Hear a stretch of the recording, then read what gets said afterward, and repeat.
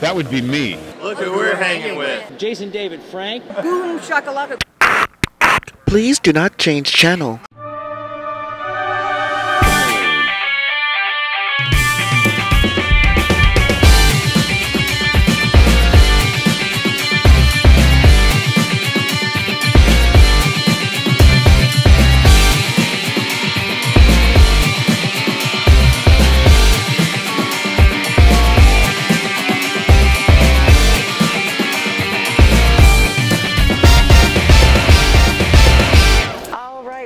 Thanks for logging on and tuning in. If you haven't already, hit that like button and subscribe.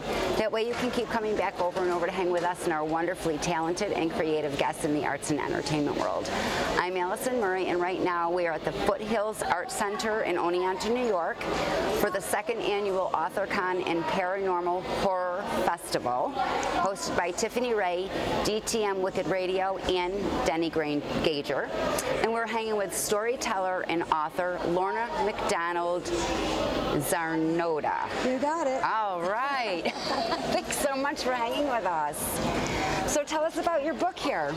Well, I have several books, but this book is very unique of all the books that I've written. I write a lot of historical fictions and also legends and lore. Okay. But I work with at-risk youth as part of my storytelling work.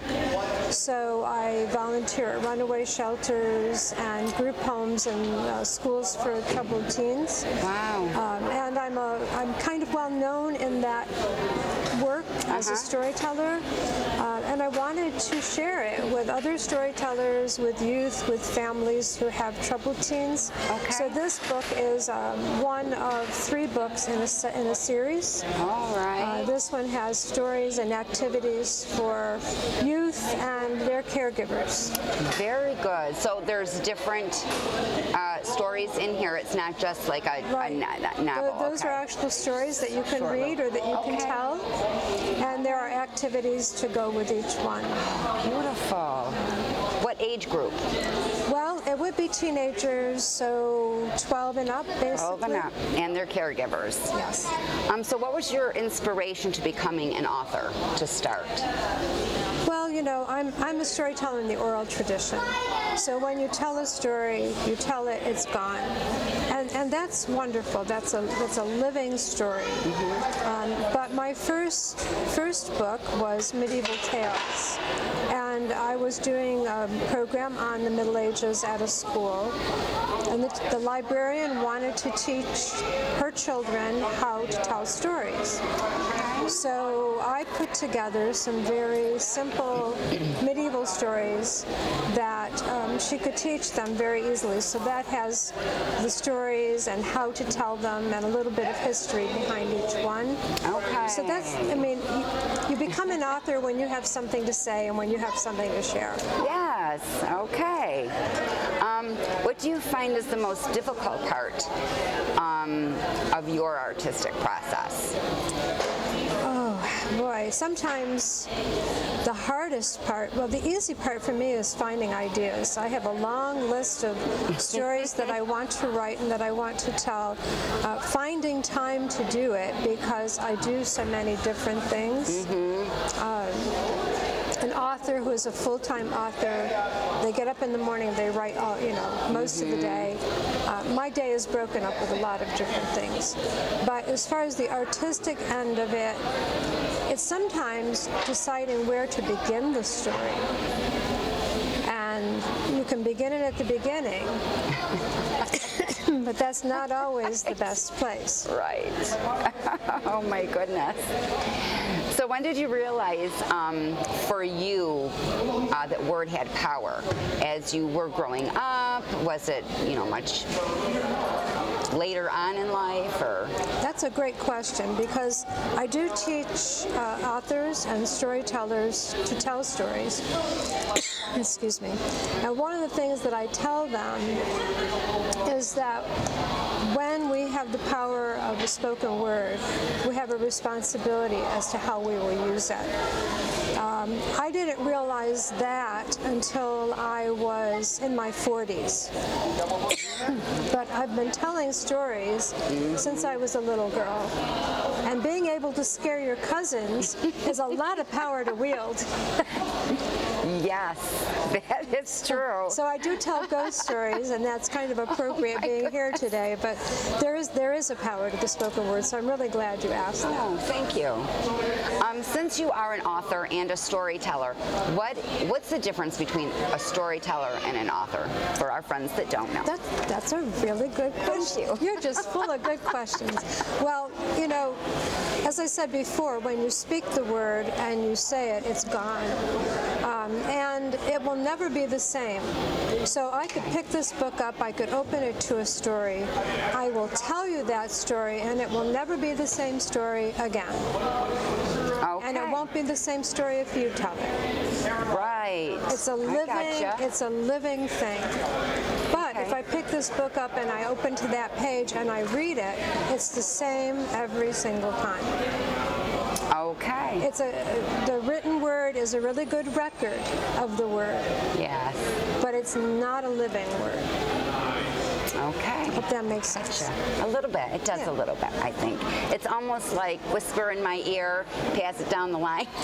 Exactly. And by the time it gets to the end, it's a completely different version of what you said the first time, right? Right. And when you open this book and you read it, you don't have any clue what my intention was except what you bring to it. And if I was able to write it in such a way that it had a voice, you might hear that voice, but it's still going to be your interpretation. Right. And that's true of storytelling in the oral tradition too. The listener takes what they need. But if I'm telling you a story, you have my face, my facial expression, you have my body language, you have the intonation of my words as a clue to what the story means. I actually did a study when I was going to college to become a teacher.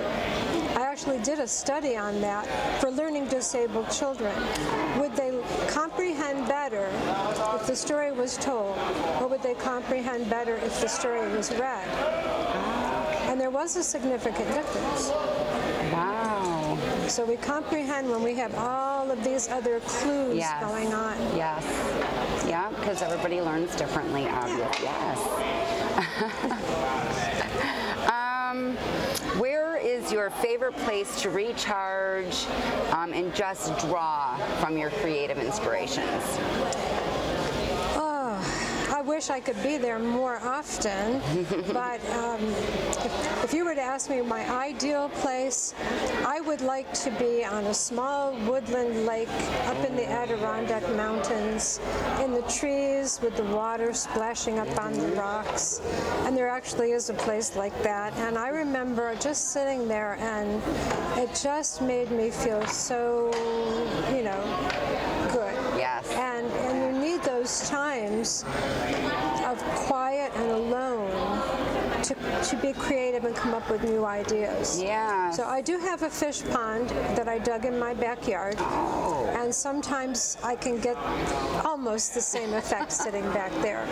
Yeah. But I know I have to go back in and do my work in the house, so it's a little distracting. It's calling my name, yes. What's challenging, or was it challenging, getting your first book published the first time, or are you an indie publisher?